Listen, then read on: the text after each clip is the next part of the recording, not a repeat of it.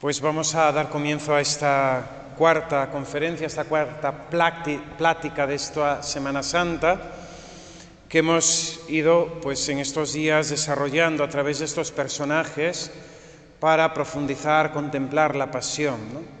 Desde el apóstol Pedro con sus negaciones, Judas su desesperación, ayer el buen ladrón y hoy pues esa contrapartida, ¿no? Esa figura que es pues vamos a decir la contrapuesta al buen ladrón, que es el mal ladrón y la obstinación en el pecado. Antes de comenzar quisiera clarificar, porque me quedé yo después con la sensación de haberme explicado mal con el tema de la crucifixión y la lapidación, como si nuestro Señor finalmente fuera crucificado, pero como una sorpresa, ¿no? Nuestro Señor conocía que iba a ser crucificado, iba a padecer con ese modo de tortura. Así lo había dispuesto la providencia divina. La elección de la muerte de cruz y la ejecución de la pena por el Imperio Romano tiene una significación que no se puede entender como simple casualidad, sino como una elección providente, sin ser estrictamente necesaria, lógicamente, para que nos redimiera, para manifestar el valor universal de la muerte del Redentor. Nuestro Señor Jesucristo conocía que iba a morir en cruz por parte de los gentiles, era la disposición de la Santísima Trinidad y así ocurrió. Humanamente, por la tradición judía y visto los intentos que ayer mencionábamos de que intentaron 2 veces apedrear al Señor, una vez tirarlo por un precipicio, nuestro Señor Jesucristo podía, ¿no?, que ver o entender que la lapidación sería la forma con la que hubiese sido martirizado si los judíos pudiesen ejecutar la pena de muerte. La crucifixión no desagradó a las autoridades judías, sino que en este caso les servía para mayor humillación del Salvador, sumándose a todas las vejaciones y torturas a las que les sometieron, y para escarmiento de aquellos que tuviesen intenciones mesiánicas. Sabéis que era un tiempo bastante convulso políticamente y que hubo en ciertos momentos diferentes personajes que se proclamaban mesías, ¿no?, con una mentalidad más bien política, social, no con la identidad, claro, lógica de nuestro Señor Jesucristo. Nuestro Señor Jesucristo conocía su fin y así lo anunció, no solo su muerte, sino la misma pena de la crucifixión. Cuando leemos el primer anuncio de la pasión del Señor, tras la confesión de Pedro, cuando el Señor le pregunta: ¿quién decís vosotros que soy yo?, Pedro responde: tú eres el Mesías, el Hijo de Dios vivo. Jesús les anuncia su pasión por primera vez. Desde entonces, dice el Evangelio de San Mateo, comenzó Jesús a manifestar a sus discípulos que tenía que ir a Jerusalén y padecer allí mucho por parte de los ancianos, sumos sacerdotes y escribas, y que tenía que ser ejecutado y resucitar al tercer día. Pedro se lo llevó aparte y se puso a increparlo: lejos de ti tal cosa, Señor, eso no puede pasarte. Jesús se volvió a Pedro y le dijo: ponte detrás de mí, Satanás, eres para mí piedra de tropiezo, porque tú piensas como los hombres, no como Dios. Y dice Jesús: entonces dijo a los discípulos: si alguno quiere venir en pos de mí, que se niegue a sí mismo, tome su cruz y me siga. El Señor dice que va a padecer, no especifica en el primer momento qué padecimiento va a padecer, pero a continuación habla a los discípulos diciendo: el que quiera ser discípulo mío, niéguese a sí mismo, tome su cruz y sígame. Y ya aparece el elemento cruz, que no era un elemento, vamos a decir, de la tradición judía, ni podamos entenderlo como nosotros ahora mismo lo entendemos, ¿no?, cuando hablamos de las cruces de la vida como el sufrimiento. Todavía la cruz no tenía ese significado. La cruz era simplemente una maldición para los judíos, ¿no? Maldito el que cuelga del madero, pero no se veía como los trabajos o sufrimientos de la vida. Escogiendo el Señor esta palabra, poniéndola ahí el evangelista, nos está anunciando ya su pasión en la cruz. En el tercer anuncio de la pasión, nuestro Señor lo dice directamente: que va a ser entregado a los gentiles, que va a ser flagelado y que va a ser crucificado. Mirad que subimos a Jerusalén y el Hijo del Hombre va a ser entregado a los sumos sacerdotes y a los escribas, y lo condenarán a muerte y lo entregarán a los gentiles para que se burlen de él, lo azoten y lo crucifiquen, y al tercer día resucitará. En el Evangelio de San Juan no aparece la palabra crucifixión referida, anunciada por Cristo, sino elevación.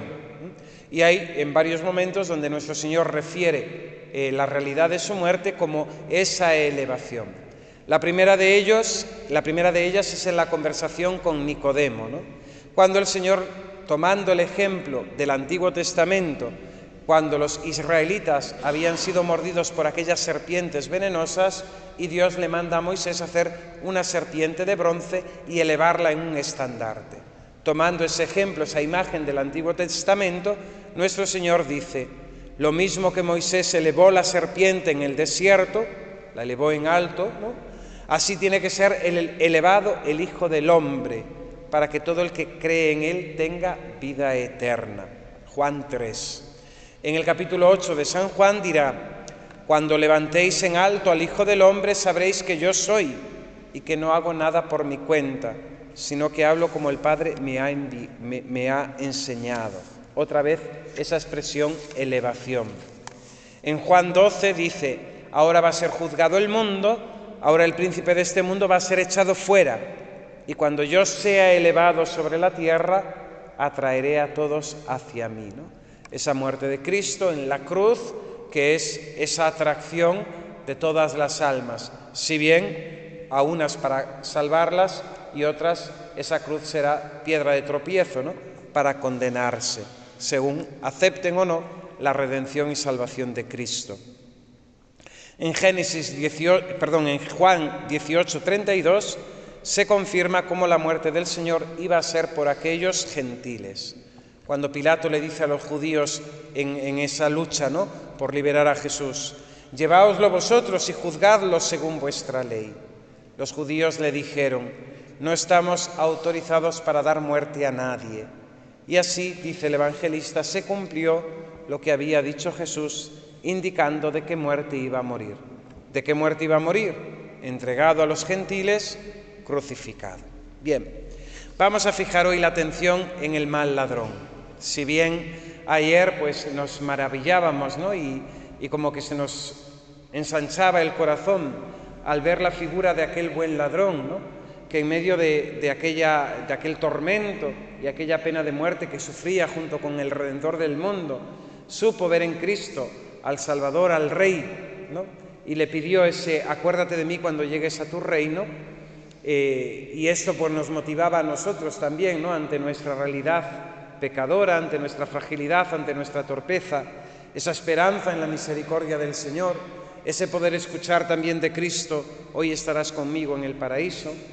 La figura del mal ladrón realmente pues nos llena de pavor, ¿no?, de santo temor, nos hace temblar, como una posibilidad de obstinación en el pecado, impenitencia final y, lógicamente, de la condenación al infierno, ¿no?, por toda la eternidad, de la que ya no vamos a poder salir, ¿no? Ese mal ladrón rechazó la gracia, rechazó a Jesucristo y, objetivamente, por lo que leemos en el Evangelio, pues murió en ese estado de pecado mortal que le llevaría al infierno, ¿no?, como consecuencia lógica. Bien, repasamos el texto de San Lucas. Cuando llegaron al lugar llamado la Calavera, lo crucificaron allí, a él y a los malhechores, uno a la derecha y otro a la izquierda. Uno de los malhechores crucificados lo insultaba diciendo: ¿no eres tú el Mesías? Sálvate a ti mismo y a nosotros. Pero el otro, respondiéndole, increpándole, le decía: ¿ni siquiera temes tú a Dios, estando en la misma condena? Nosotros en verdad lo estamos justamente porque recibimos el justo pago de lo que hicimos. En cambio, este no ha hecho nada malo. Y decía Jesús: acuérdate de mí cuando llegues a tu reino. Jesús le dijo: en verdad te digo, hoy estarás conmigo en el paraíso. Bien. Como su compañero, este era un bandido, un ladrón, un homicida, ¿no? De los peores criminales, condenado a muerte de cruz. Soberbio y mal pensado. ¿Por qué? Pues la actitud que tiene ante el mismo Cristo, ¿no? Lo insulta, nos dice el Evangelio, lo considera como él. No eres tú el Mesías, sálvate a ti mismo y a nosotros, ¿no? Que estamos en tu misma situación, en tu misma posición. Piensa que al herir a nuestro Señor Jesucristo con sus palabras, en su amor propio, pues pueda conseguir, ¿no?, un prodigio por parte de ese Mesías que era crucificado, ¿no? ¿No eres tú el Mesías? ¿No? Si eres el Mesías, a ver, demuéstralo, ¿no? Era esa provocación chulesca, ¿no?, de la persona que, indolente, ¿no?, ante la suerte del compañero de crucifixión, intenta provocarlo. ¿No eres tú el Mesías? Bien. Su intención difiere de la del buen ladrón, que el buen ladrón pide un simple recuerdo a aquel Señor cuando llegue a su reino. Este no. Este lo que quiere es simplemente salvar la vida, ¿no? Salir de la cruz, salir de esa pena de muerte que estaba para seguir delinquiendo, ¿no? Incapaz de reconocer su culpa, ¿no? Contrasta con el buen ladrón. Nosotros estamos padeciendo lo que merecemos por nuestro delito, ¿no? Y no es capaz de reconocer la inocencia de nuestro Señor Jesucristo, ¿no? Este nada mal ha hecho, le dice el compañero, y en cambio el mal ladrón es incapaz de ver la bondad del Señor. Su actitud ante la gracia, rechaza la gracia, ¿no? Es un non serviam, ¿no?, como aquel que pronunció Satanás, ¿no?, en el principio, ¿no? Un rechazo a Dios, un rechazo frontal, ¿no? Y este mal ladrón hace también este rechazo a la gracia, ¿no? No quiere saber nada de Jesucristo, no quiere saber nada de su reino, no quiere en definitiva que le salve. Tenía motivos para poder creer, tenía motivos para poder esperar misericordia, tenía motivos para poder convertirse, ¿no? ¿Y cuáles eran? Pues en primer lugar, la paciencia y la mansedumbre de Cristo, con la que padecía el suplicio de la cruz. El Señor no profería amenazas, como cordero llevado al matadero, no abría la boca, ¿no? Lo que decía el Señor en la cruz simplemente son palabras de bondad, de misericordia, de perdón, ¿no? Padre, perdónales porque no sabe lo que hacen, ¿no? El Señor destaca, sobresale por su paciencia, ¿no? No contestando a los improperios e insultos de aquellos que están mofándose de Él, ¿no? El Señor muestra paciencia también, ¿no?, ante la misma provocación, ¿no?, de este Gestas, ¿no?, que le dice: ¿no eres tú el Mesías? Sálvate a ti mismo y a nosotros. El Señor calla, ¿no? Me impresionan muchísimo los silencios del Señor en la pasión. Es algo que siempre que se lee me llama poderosamente la atención, que el Señor callaba, no entraba en una dialéctica, ¿no? Y nosotros, que nos gusta siempre hablar, que nos gusta siempre llevar la razón, que nos gusta siempre tener la última palabra, ¿no?, tendríamos que aprender más a moderar las palabras, ¿no?, a moderar nuestra lengua, ¿no? Como dice el apóstol, mantened vuestra lengua a raya, ¿no? Porque como dice ese dicho, ¿no?, el que habla mucho, mucho peca, ¿no? El que habla mucho, mucho peca. Bien, el mal ladrón podía haber descubierto en Jesús perfectamente, ¿no?, por su paciencia, por su mansedumbre, por su humildad, ¿no?, que era distinto a él por lo menos, ¿no?, distinto a él por lo menos. La inscripción que había encima de la cruz de Jesús, que le proclamaba Rey de los judíos, ¿no? Y esos nazarenos, Rex Judeorum, ¿no? No era un cualquiera, ¿no?, este que está aquí. Entendemos que este bandido posiblemente pues fuese judío, tuviese una mínima formación religiosa, algo hubiese escuchado de las profecías. Nada, no le conmueve ni le interroga. Su compañero de suplicio, aquel que le había acompañado también en los delitos, es el mismo que también le acompaña en la pena de muerte, ¿no? Y le amonesta, ¿no? Tú no temes a Dios, ¿no? Ni siquiera temes tú a Dios, estando en la misma condena, ¿no? Y el mal ladrón no es capaz de atender esa corrección, esa llamada de atención de su amigo, ¿no? Los fenómenos de la naturaleza que acompañan a la crucifixión, principalmente esas tinieblas que cubren desde la hora sexta hasta la hora nona, el cielo se oculta el sol, ¿no? Y se oscurece, ¿no? Todo en tinieblas. El lunes, cuando hacía la tormenta esta, en mi casa se escucha mucho y daba un poquito de yuyu, ¿no? Te impresionaba, ¿no? Una tormenta fuerte, pues es algo que conmueve, ¿no? Este hombre ante esas tinieblas era incapaz, ¿no? de tampoco ver ni entender, ¿no? Lo vería simplemente como un fenómeno atmosférico, ¿no? El terremoto que acompaña a la aspiración de Cristo, ¿no? Cuando nuestro Señor Jesucristo expira, ese terremoto, ¿no? que abre los sepulcros, tampoco le conmueve. La confesión del centurión, aquel soldado que estaba vigilando, ¿no? a los crucificados, cuando ve expirar a Jesús, dice: verdaderamente este hombre es Hijo de Dios. Verdaderamente este es Hijo de Dios. El centurión, que era romano, pagano, gentil, confiesa a Cristo en el momento de la crucifixión como Hijo de Dios. El mal ladrón, incapaz de hacerlo. Las gentes que estaban admirando aquello, nos dice el Evangelio, que se volvieron a Jerusalén dándose golpes de pecho, ¿no? Dándose golpes de pecho ante tal crimen, ante tal injusticia, ¿no? Tampoco le conmueven.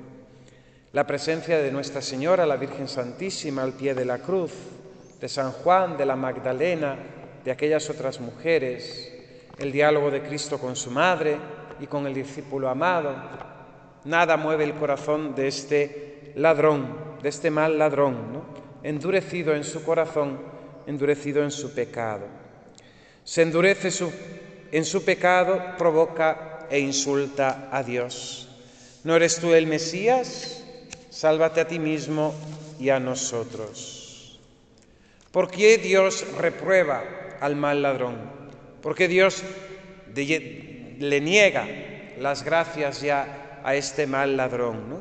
Y en él podemos ver la reprobación de los pecadores, ¿no? Porque este ladrón ha despreciado las gracias recibidas, ¿no? Dios quiere que todos los hombres se salven. Dios concede todas las gracias necesarias para la salvación. La gracia suficiente, que dicen los teólogos, dice el Concilio de Trento, para salvarse. Y las gracias eficaces y actuales para que nos movamos, ¿no? a la conversión. Si Dios priva a un alma de esas gracias, no las suficientes, porque la suficiente no la niega, sino de las gracias actuales y de las gracias eficaces, ¿por qué el Señor las niega? Por el desprecio, ¿no? a gracias anteriores, ¿no? Y porque en el pecador hay un rechazo voluntario, una resistencia voluntaria a recibirla, ¿no? No quiero que me ayudes, no quiero que me des gracias, ¿no? Y esto lo vemos muchas veces en actitudes humanas, ¿eh? No hace falta elevarse a lo sobrenatural, ¿no? Personas, ¿no? que son muy endurecidas, muy tercas, muy suyas, ¿no? Y le ofreces la mano y no quieren, aunque se estén cayendo, ¿no? O cosas similares, ¿no? Personas muy testarudas, muy suyas, muy soberbias, muy endurecidas, ¿no? Y en ese sentido, pues también al nivel de la gracia, pues puede pasar esto, ¿no? Puede pasar esto. Dios reprueba al mal ladrón porque lo merecían sus culpas anteriores, ¿no? En definitiva, fue sumando delito a delito, pecado a pecado, sin arrepentimiento, sin remordimiento, sin enmienda, sin ningún intento de cambio, de conversión, ¿no? Y finalmente este pecador resiste, ¿no? a la última llamada, ¿no? A esa última oportunidad que Dios le brinda en el mismo momento de la muerte, ¿no? Y de esto pues pueden dar muchas veces testimonio los sacerdotes, o pensemos en general ya, ¿no?, el rechazo que hay a la gracia, ¿no? Personas que ni piensan ni quieren que el sacerdote aún se van a morir, están en los hospitales terminales y no quieren ser visitados por el sacerdote, rechazan la gracia, ¿no? Es decir, esto es muy habitual, no es una posible teoría. Hay gente que rechaza a Dios, rechaza la gracia, rechaza a sus ministros y no quieren salvarse. Dios reprueba al mal ladrón para manifestar así la grandeza de su infinita misericordia y su infinita justicia, ¿no?, permitiendo la obstinación en el pecado y la impenitencia, ¿no? Bien. ¿Dios es causa de la reprobación? Sí. Dios es causa de ese rechazo al pecador y finalmente de esa condenación, pero no del pecado que lo ha motivado. El responsable del pecado es el propio pecador, no es Dios, pero el pecador ha ido rechazando la gracia, ¿no? Entonces Dios en ese momento pues decide pues ya no dar más gracias, ¿no?, permitiendo el pecado de la impenitencia final como castigo de otras muchas faltas graves y de resistencia al último llamamiento, ¿no?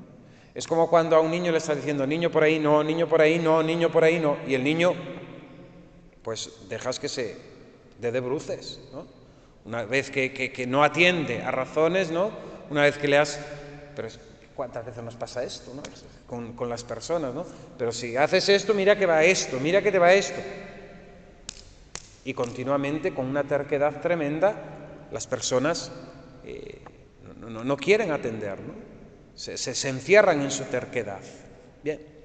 Dios es causa de la reprobación del pecador, infligiendo la pena de la condenación eterna. Una vez que este pecador muere en pecado mortal, porque ya no ha hecho penitencia, no se ha arrepentido, Dios, lógicamente, en su justicia, le inflige el castigo de la condena eterna, ¿no? Y todo ello para manifestar su infinita y perfecta justicia. Su justicia infinita y perfecta, ¿no? Y esto no está en contra de la misericordia de Dios. Dios le ha dado a este hombre, a este pecador, a todos los hombres, la oportunidad de salvarse. Ha sido ese rechazo continuo, persistente, el que ha hecho que esta alma finalmente se condene. Hemos hablado el otro día del pecado contra el Espíritu Santo. Hablando del pecado de Judas, hablamos de la desesperación. Judas se condena porque desespera de la misericordia divina. Es la figura contraria, contrapuesta a Pedro, que a pesar de traicionar también al Señor, de negarle públicamente, de apostatar de él ante aquella servidumbre y aquellos soldados, Pedro se convierte ante la mirada del Señor, esa mirada de misericordia que Cristo le dirige. Pedro siente la llamada a la conversión, responde a esa gracia, llora sus pecados, hace penitencia. La desesperación de Judas. Pues dijimos que eran 6 tipos de pecado, ¿no? El pecado contra el Espíritu Santo. La desesperación, la presunción, la impugnación de la verdad conocida, la envidia del provecho espiritual del otro, la obstinación en el pecado y la impenitencia deliberada, ¿no? ¿Qué era la obstinación en el pecado? Es rechazar las inspiraciones interiores de la gracia, los sanos consejos de las personas sensatas y cristianas, no tanto para entregarse con más tranquilidad a toda clase de pecados, cuanto por refinada malicia y rebelión contra Dios, ¿no? En la obstinación en el pecado no es pecado de debilidad, sino que hay una refinada malicia y rebelión contra Dios. Hay un endiosamiento, ¿no?, de mi voluntad, de mi criterio, de mi forma, de mi entender, y uno camufla, incluso maliciosamente, ¿no?, de forma refinada, su aversión a Dios, ¿no? Es el pecado de aquellos fariseos que San Esteban calificaba como duros de cerviz e incircuncisos de corazón y de oídos, ¿no? Vosotros siempre habéis resistido al Espíritu Santo, ¿no? En definitiva, la obstinación en el pecado es esa resistencia a la gracia, esa resistencia al Espíritu Santo. Todos tenemos la experiencia, ¿no?, de esa voz de la conciencia que viene, que nos llama, que nos reclama, que nos exige, ¿no? Y es una voz que antes o después sale. Es una voz que antes o después sale. Uno puede estar viviendo en pecado, olvidado de Dios, desenfrenado, bajo el dominio de sus pasiones, pero llega un momento que por H o por B viene esa voz, ¿no? ¿Qué estás haciendo con tu vida? Conviértete, cree en el Evangelio, confiesa tus pecados. Esa gracia que Dios concede a muchas personas hoy en la actualidad, ¿no?, desde últimamente, pero sobre todo el tema del coronavirus, ¿no?, de esa pandemia, pues produjo en muchas personas estas gracias de Dios, ¿no?, de la conversión, ¿no?, ante una situación que interrogó a muchos, que trastocó muchas vidas, hizo que sirviese como causa para que Dios concediese esa gracia de la conversión. Y gente que no confesaba, que no practicaba, que no vivía en la iglesia, que incluso negaba a Dios, a la religión, etcétera, etcétera, acude, se confiesa y comienza una vida de fe, ¿no? Bien. Fruto de esta obstinación en el pecado viene la impenitencia final, la impenitencia deliberada, ¿no?, por la que se toma la determinación de no arrepentirse jamás de los pecados, de resistir cualquier inspiración de la gracia que pudiera impulsar al arrepentimiento. Es el más horrendo de los pecados contra el Espíritu Santo, ya que se cierra voluntariamente para siempre las puertas de la gracia. Si a la hora de la muerte, decía un infeliz apóstata, pido un sacerdote para confesarme, no me lo traigáis, es que estaré delirando, ¿no? Es una cita del libro Teología Moral para Seglares del padre Royo Marín, ¿no? Cita él este testimonio, ¿no? Si a la hora de la muerte pido un sacerdote, no lo traigáis, porque estaré delirando, ¿no? Hay otros episodios hermosos, ¿no?, también, ¿no? Cuentan de la pasionaria, esta mujer comunista, ¿no?, que tantos religiosos y hombres de bien cristianos mató en la guerra civil, ¿no? Pues a pesar de odiar la Iglesia, de odiar a Dios, de odiar la religión, ¿no?, pues dicen que de niña había sido hecha hija de María, ¿no?, de esa asociación que había en las parroquias, ¿no?, y que finalmente en el momento de la muerte pidió un sacerdote, ¿no?, para confesarse, ¿no? No resistió a la gracia, no tuvo la impenitencia final, gracias a Dios, ¿no? Es mejor ver estos bonitos episodios de la misericordia de Dios, ¿no?, pero saber que también puede haber lo otro, ¿no?, y que no estamos libres de ello, ¿no?, porque la costumbre de pecar va creando su hábito en el corazón, su vicio, y lógicamente si no se corta, si no se pone, vamos a decir, fin a esa costumbre, será muy difícil resistir, ¿no?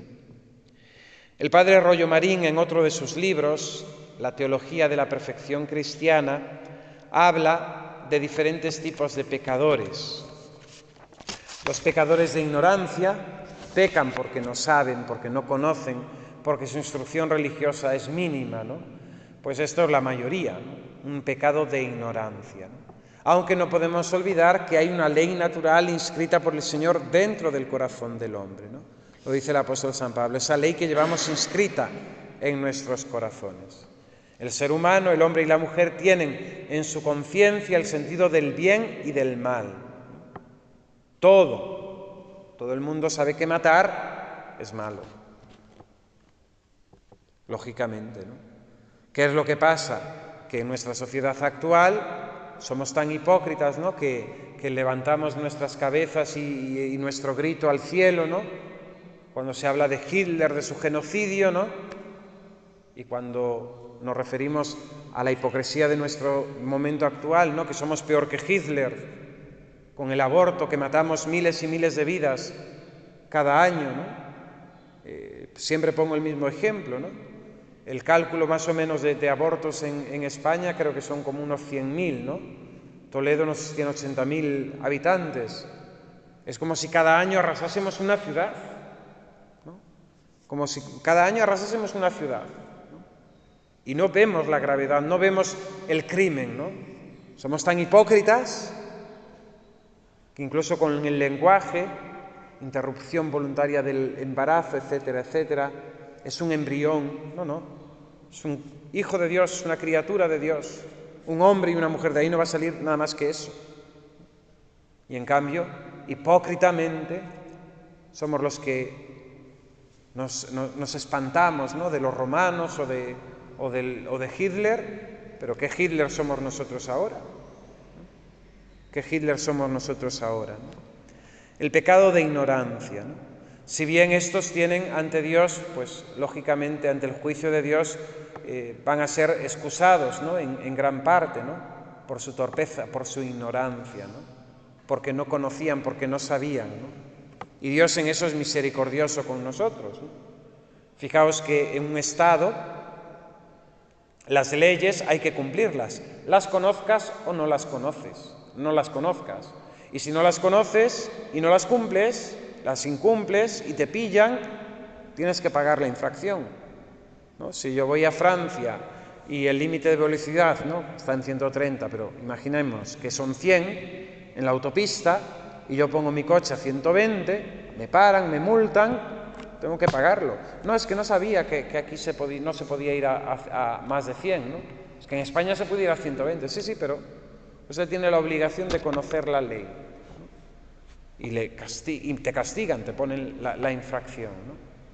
Dios en ese sentido nos excusa, ¿no?, ante nuestra ignorancia. Nuestro pecado igualmente le ofende, ¿no?, pero Él no nos lo imputa, ¿no?, en el momento de hacer justicia con nosotros. Pecados de fragilidad, ¿no? Son personas que son más bien formadas en la religión, conocen los mandamientos, conocen las exigencias morales, naturales y sobrenaturales de la ley de Dios, pero tienen una voluntad, vamos a decir, frágil, torpe, una voluntad sin resistencia, ¿no? Los pecados de fragilidad, ¿no?, pues también son bastante excusables por la flojedad, ¿no?, porque no valen para nada, porque no tienen, vamos a decir, la hombría o la valentía, ¿no?, para luchar contra sus propias pasiones, ¿no? Los pecadores de fragilidad. Hay los pecados y los pecadores de frialdad e indiferencia, ¿no? El de indiferencia es que sabiéndolo, tanto le da, ¿no? Y la frialdad, lógicamente, pues eso, cometen los pecados sin mayor remordimiento, ¿no?, sin mayor remordimiento. La conversión de estos se hace bastante difícil ya, ¿no?, porque hay una resistencia, ¿no?, a aceptar la ley de Dios, a aceptar las condiciones que Dios nos ha puesto y a convertirse en definitiva, ¿no?, a renunciar a su propia voluntad, ¿no? Y el cuarto tipo de pecados, dice el padre Rollo Marín, son los pecados de obstinación y malicia, ¿no?, los que ya se hacen con intención mala, ¿no?, con la intención de ofender a Dios y con la intención de hacer daño a nuestro prójimo o a nosotros mismos, ¿no? Hay finalmente otra cuarta categoría de pecadores, la más culpable y horrible de todas. Ya no pecan por ignorancia, debilidad o indiferencia, sino por refinada malicia y satánica obstinación. Su pecado más habitual es la blasfemia, pronunciada precisamente por odio contra Dios. ¿Acaso empezaron siendo buenos cristianos, pero fueron resbalando poco a poco? Sus malas pasiones, cada vez más satisfechas, adquirieron proporciones gigantescas. Y llegó un momento en que se consideraron definitivamente fracasados. Ya en brazos de la desesperación, vino poco después, como una consecuencia inevitable, la defección y la apostasía. Rotas las últimas barreras que les detenían al borde del precipicio, se lanzan por una especie de venganza contra Dios y su propia conciencia, a toda clase de crímenes y desórdenes. Atacan fieramente a la religión, de la que acaso habían sido sus ministros.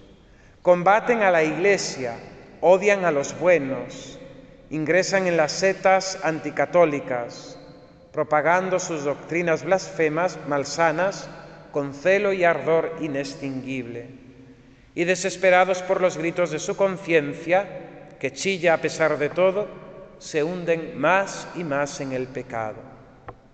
Es el caso de Juliano el Apóstata, de Lutero, de Calvino, de Voltaire y de tantos otros menos conocidos, pero no menos culpables, que han pasado su vida pecando contra la luz, con obstinación satánica, con odio refinado a Dios y a todo lo santo. Diríase que son como una encarnación del mismo Satanás. Uno de estos desgraciados llegó a decir en cierta ocasión: yo no creo en la existencia del infierno, pero si lo hay y voy a él, al menos me daré el gustazo de no inclinarme nunca delante de Dios.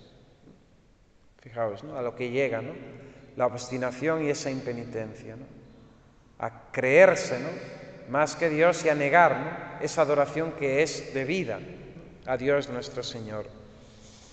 Otro, previendo que quizás a la muerte le vendría del cielo la gracia del arrepentimiento, se cerró voluntariamente a cal y canto la posibilidad de la vuelta a Dios, el mismo que cita en el otro libro, ¿no? Si a la hora de muerte pido a un sacerdote, no lo traigáis, estaré delirando. La conversión de estos hombres satánicos exigiría un milagro de la gracia mayor que la resurrección de un muerto en orden natural.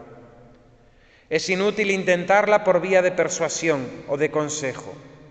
Todo les resbalará como el agua sobre el mármol o producirá efectos totalmente contraproducentes.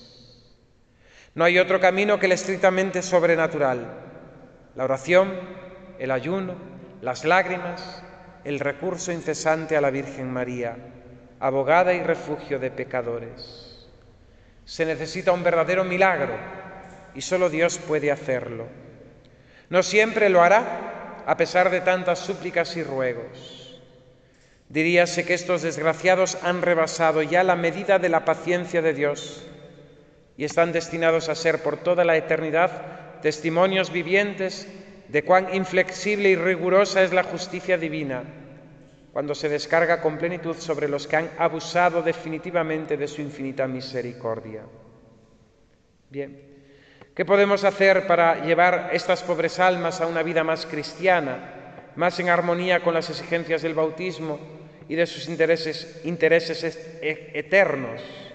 Pues sobre todo, inspirar en las almas y nosotros mismos tener horror, gran horror al pecado mortal.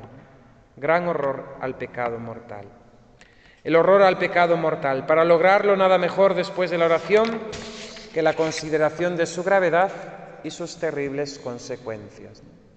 El pecado mortal, dice el padre Rollo Marín, es la única realidad de este mundo que merece el nombre de desgracia. Lo perdemos todo. Es como una ciudad arrasada, arruinada, quemada, ¿no?, derribada, ¿no? El alma en pecado mortal, además, se convierte en feísima, ¿no?, con esa mancha que tiene, ¿no? Pierde todos los dones, las gracias de Dios, los méritos adquiridos, ¿no?, y se pone, ¿no?, en disposición hacia el infierno, ¿no? Decía Santa Teresa de Jesús: no hay tinieblas más tenebrosas, ni cosa tan oscura y negra que no lo esté mucho más. Habla del alma en pecado mortal. Ninguna cosa le aprovecha, y de aquí viene que todas las buenas obras que hiciere, estando así en pecado mortal, son de ningún fruto para alcanzar gloria. Yo sé de una persona, habla de sí misma, a quien quiso nuestro Señor mostrar cómo quedaba un alma cuando pecaba mortalmente. Dice aquella persona que le parece, si lo entendiesen, no sería posible ninguno pecar, aunque se pusiese a mayores trabajos que se pueden pensar, por huir de ocasiones. Y en una de sus exclamaciones dice: oh almas redimidas por la sangre de Jesucristo, entendeos y haced lástima de vosotras. ¿Cómo es posible que entendiendo esto no procuréis quitar este pez de este cristal? Mirad que si os acaba la vida, jamás tornaréis a gozar de esta luz. Oh Jesús, ¿Qué es ver a un alma apartada de ella? ¿Cuáles quedan los pobres aposentos del castillo? ¿Qué turbados andan los sentidos? ¿Qué es la gente que vive en ellos? Y las potencias que son los alcaides y mayordomos y maestresalas, ¿con qué ceguedad, con qué mal gobierno? En fin, como a donde está plantado el árbol, que es el demonio, ¿qué fruto puede dar? Oí una vez a un hombre espiritual que no se espantaba de cosas que hiciese uno que está en pecado mortal, sino de lo que no hacía. Dios, por su misericordia, nos libre de tan gran mal, que no hay cosa mientras vivimos que merezca este nombre de mal, sino esta, pues acarrea males eternos, para sin fin. Gestas y nosotros, ¿no? Este malhechor, este bandido, este mal ladrón, y nosotros. Podemos también nosotros correr el riesgo, ¿no?, de hacer ineficaz la gracia de Cristo, ¿no? Por eso hemos de caminar siempre, ¿no?, dice Santa Teresa de Jesús en su camino de perfección, bajo esos dos polos, ¿no?, del amor a Dios y el santo temor, ¿no?, del amor a Dios y el santo temor, porque el que esté en pie tema no caiga, ¿no? Podemos, si no cortamos, ¿no?, llegar a una costumbre en el pecado, ¿no? Siempre hablamos del pecado mortal, pero esta misma indolencia, si la tenemos hacia el pecado venial y hacia la imperfección, pues lógicamente irá abriéndonos a la posibilidad de caer en pecado mortal.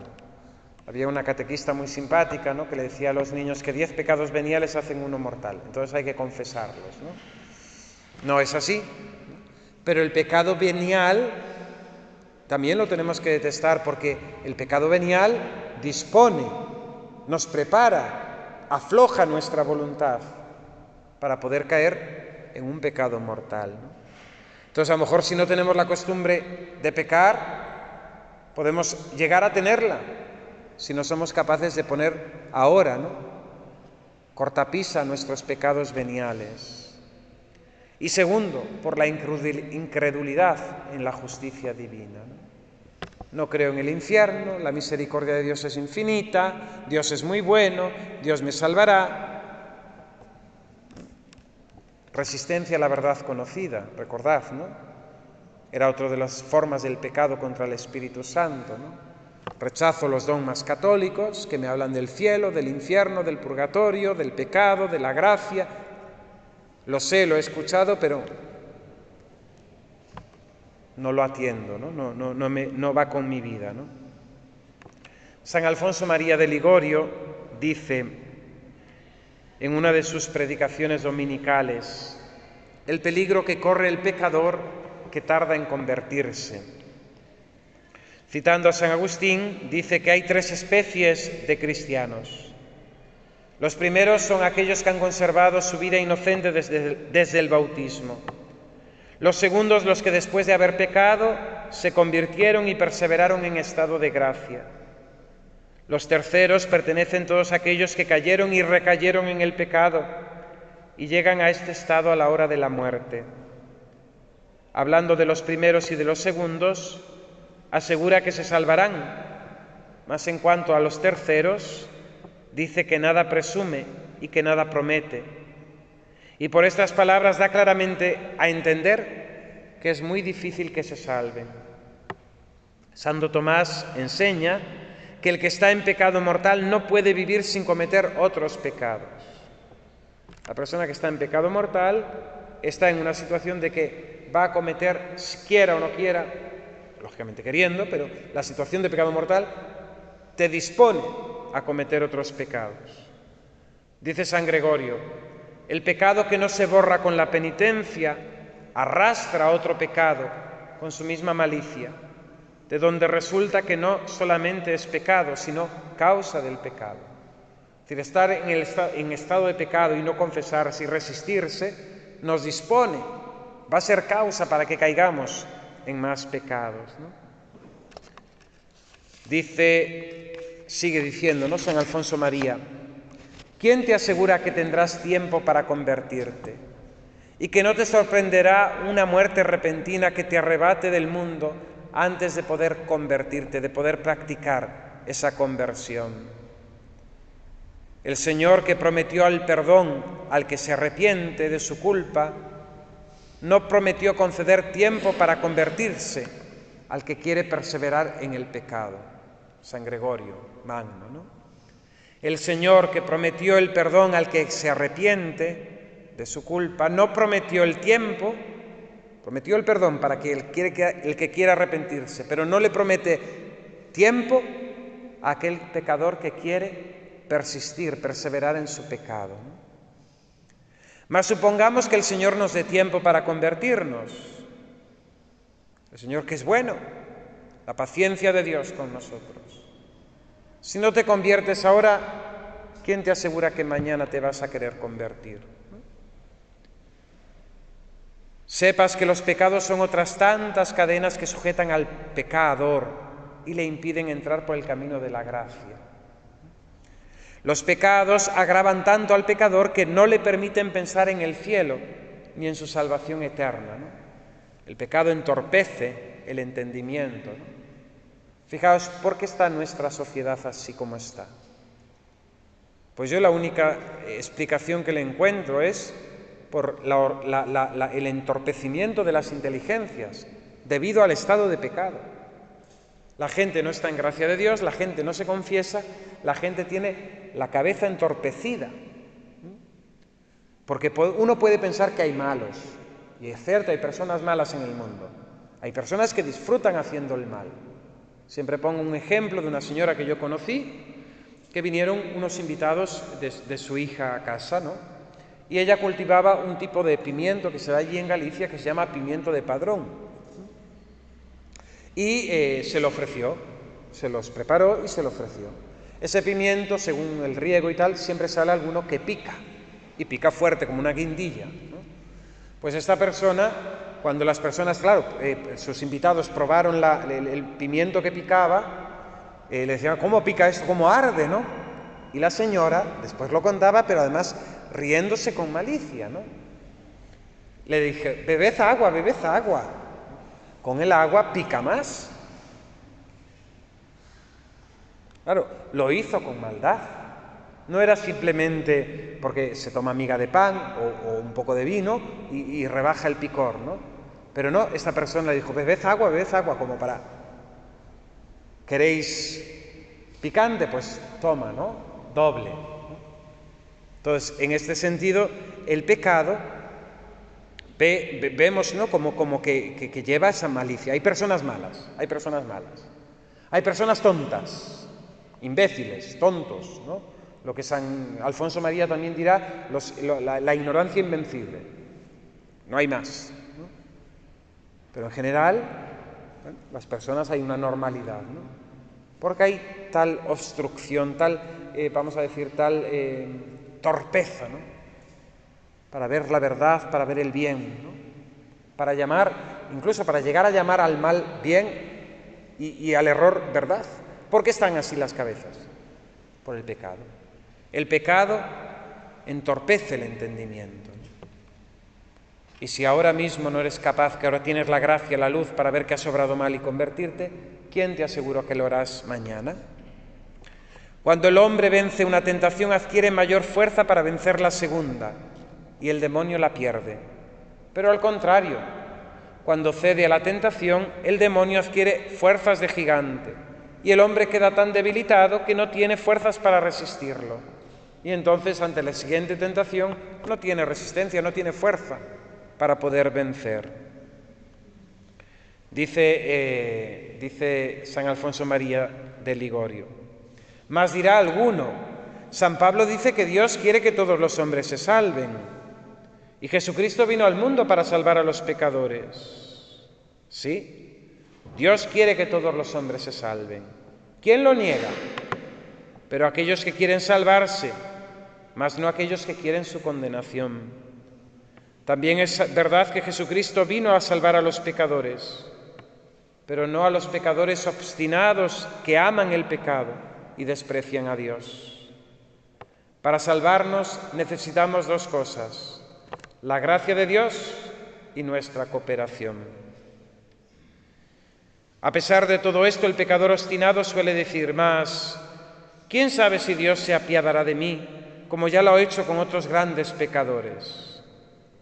Y dice San Juan Crisóstomo: dices que quizás se apiadará. ¿Por qué dices quizá? Es cierto que sucede alguna vez, pero piensa que tratas acerca de la salvación de tu alma. Algo que es el único negocio, la única preocupación, ¿no? Buscad el reino de Dios y su justicia, todo lo demás se os dará por añadidura, ¿no? El que se salva es el que sabe, y quien no se salva no sabe nada, dice Santa Teresa, ¿no? Dios está lleno de misericordia, dice el pecador, y es cierto que está lleno de misericordia, pero Dios no obra sin razón ni juicio.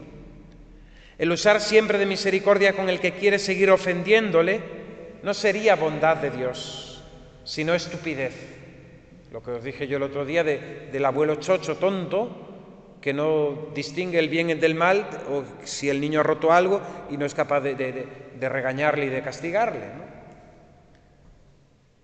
El usar siempre de misericordia con el que quiere seguir ofendiéndole no sería bondad de Dios, sino estupidez. El Señor realmente es bueno, pero también es justo, y por lo mismo nos exhorta a que observemos sus mandamientos si queremos salvarnos.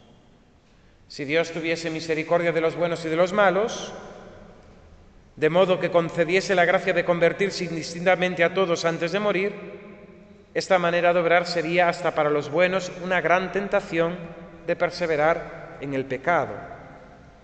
Mas no lo hace así, sino que cuando ha apurado su misericordia, castiga y no perdona. Remedio. Yo tengo un mal hábito que me domina, dice el pecador. Pero si tú quieres dejar el pecado, ¿quién te obligará a pecar? Todos los malos hábitos y todas las tentaciones del infierno se vencen con la gracia de Dios. Encomiéndate a Jesucristo, pídele su amparo y Él te dará fuerzas para vencer. Cuando te veas en alguna ocasión próxima de pecar, es necesario que la evites prontamente, porque de otro modo volverás a caer.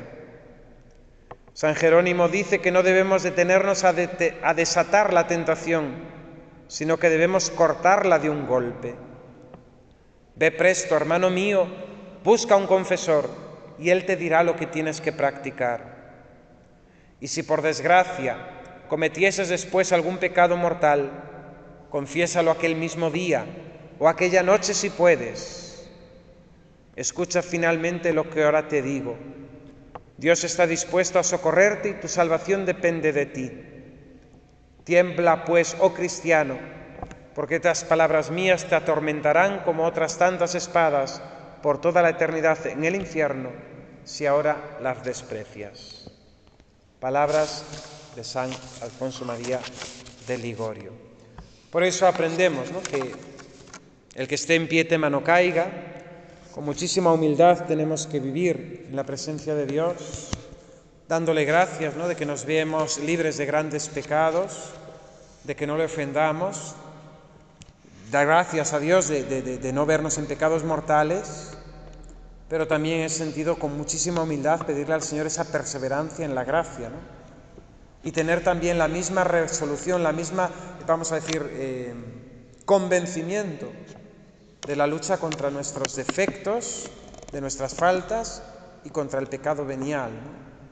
Porque todo ello, lógicamente, afea nuestra alma, desagrada a Dios nuestro Señor y nos predispone al pecado mortal y con ello la posible condenación. Te damos gracias, Señor, por los beneficios recibidos de tu mano generosa. Por Jesucristo nuestro Señor. Gloria al Padre, y al Hijo, y al Espíritu Santo. Sagrado Corazón de Jesús, Inmaculado Corazón de María, glorioso Patriarca San José. Ave María Purísima.